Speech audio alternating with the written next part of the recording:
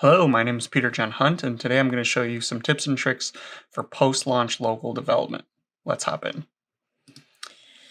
All right, so super common situation, your site's launched, yay, but now you have to do bug fixes or whatever, or like a lot of us, if you're working in an agency, you've got 40 plus sites, and at any given moment you might have bug fix come in or whatever, and you end up spending way too much time just trying to get your site to clone production so you can just recreate the issue, right? So I'm going to show you just a bunch of different tips and tricks that I do to minimize some of the tedious stuff, to automate it so you can spend more time doing the actual development and less time doing the same tasks over and over. So let me just pull up an example here.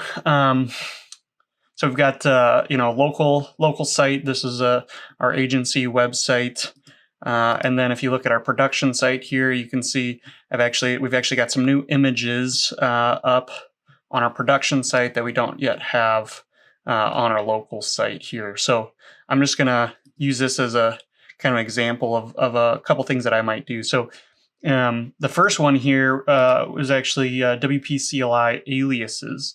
So if you haven't heard of these are super convenient. In your Wp-CLI config, you can actually set up aliases for remote versions of your site to run Wp-CLI remotely. So for example, on a lot of our sites, what we'll do is we'll set up the aliases for all of our different environments. You can actually do kind of alias groups then if you wanted to run stuff on multiple environments like health checks or something like that.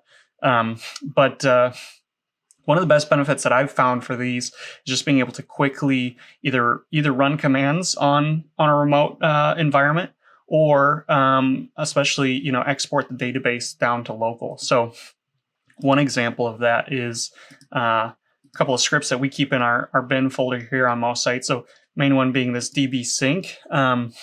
And I'll include these in the blog post contents as well.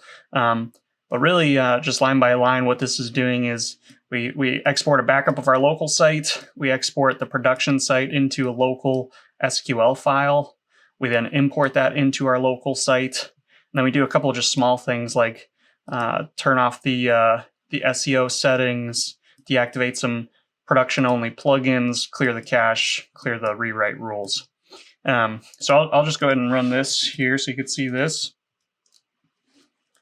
I've already got DB folder, exports the backup, exports the live database down into a local file. I always do exporting a backup first, just because you never know what might happen. So it's good to have a backup. And then we import that database back in.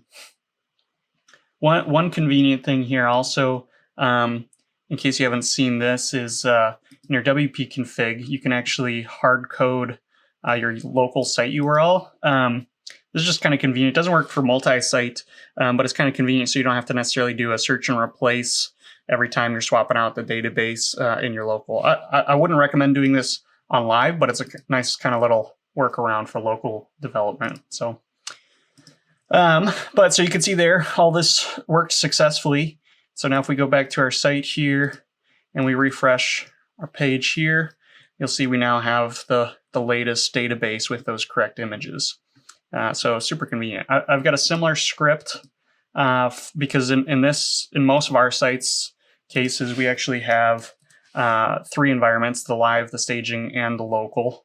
And so similarly, I want to be able to copy live to staging, and so we've got a script for that also, which I'll include, but is very similar. I do a search and replace though for that one, mostly just because I'd rather not kind of hard code set the URLs in the config for a different environment like that. So that's those. This is kind of a little bonus tip and trick that I've got.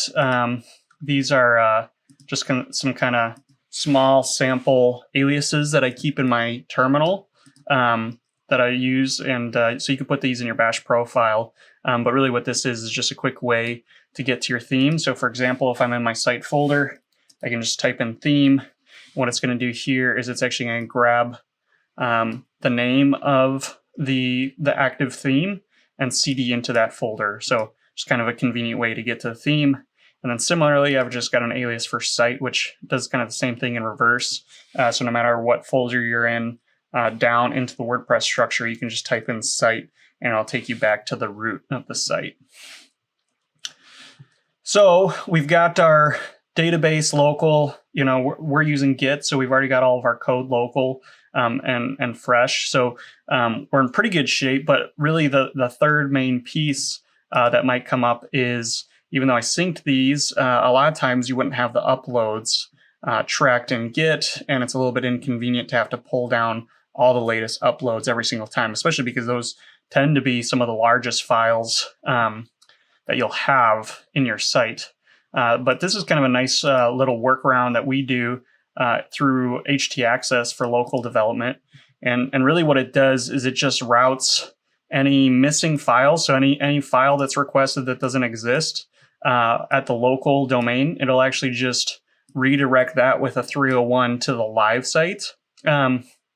This does mean your live site will take a little bit more of requests because now it's getting hit by both your local and live, but really it's a pretty minimal amount, especially because it's not like a ton of people are hammering your local. And just the convenience to be able to always have the freshest uploads. So now your code, your database, your uploads can all be synced up to your production environment. So for me, this turns what sometimes would be 30, 45 kind of painful minutes just to get something reproducible into a very automated and quick, easy solution to be able to quickly, especially like if you've got like 40 different client sites, right? And you haven't worked on a site in 3 months and a bug comes in, this is just night and day difference, so that you can just be boom, coding your fix, coding your feature, instead of just spend half your day just trying to get the latest version down and sync it up to Git and all that type of stuff. So, and then really, a lot of it after that is you're doing your feature, you're doing your fix.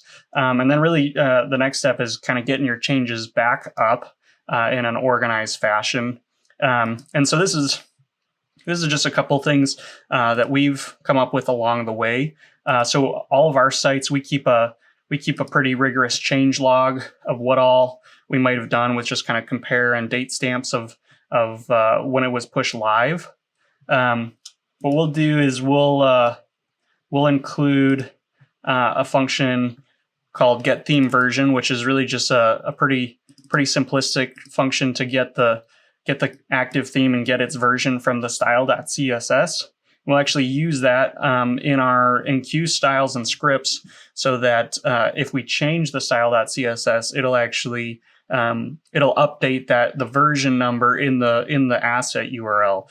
This is super convenient, especially because most production servers have pretty rigorous caching, and one of the main ways to trigger that is to update the URL to that asset. So having the version actually be based off your style means every time you update something like a theme or a plugin, you can just uptick that version number and kind of have a nice automated way of cache busting. But in addition to that, because all of our sites have a style.css and a change log, a little mini WP-CLI package that we've come up with here, just to kind of automate some of those steps to saying, okay, I've written my feature, I've pushed it up to staging and tested it, and it's all good. Now I want to release it to production, right? So really what I've got going on here is two commands that work kind of together. One is called Wpcli Publish, and this is on my GitHub. I'll post a link in my blog post for it. But this is really just a very lightweight function to just update that changelog in style.css. It is based off of the format of style.css and changelog that we have. It's pretty rudimentary, all things considered, but it really has saved us just a lot of time to be able to have a concise flow of how we push code up from local to dev to staging to live. So I'll show you an example of this real quick on what this might look like. So say we did our code changes and we want to go ahead and publish those up You could do a WP Publish and then the version number that you want to publish, but it's also got these kind of helper just for major, minor, and patch, which automatically does the uptick. So what I'll do right now is I'll just do WP Publish patch. What that does is it grabs our last version, which is 2.5.8, and then it goes ahead and upticks that and gives you a little kind of change log, kind of like a git commit message here. Opens it up in VI, so we can just do something like environment updates. Then we'll go ahead and close this. And really what this does is it really just changes the changelog. It pops in that new version number. It puts in your GitLab repo, which is what we use, GitLab. And then it generates a URL for a compare, and then it posts the timestamp of when that was made. So this is kind of convenient, especially when you're jumping back into a site to be able to view past tags or comparisons. And it also keeps our site here pretty conveniently just tracked with what all changes we've had over time, and especially in Markdown, then you get these nice little links directly to a comparison. So I like process, but I don't like spending extra time on stuff. But if I can automate a process and get the best of both worlds, where now my life feels easier and it's more organized, that for me, that's a huge win.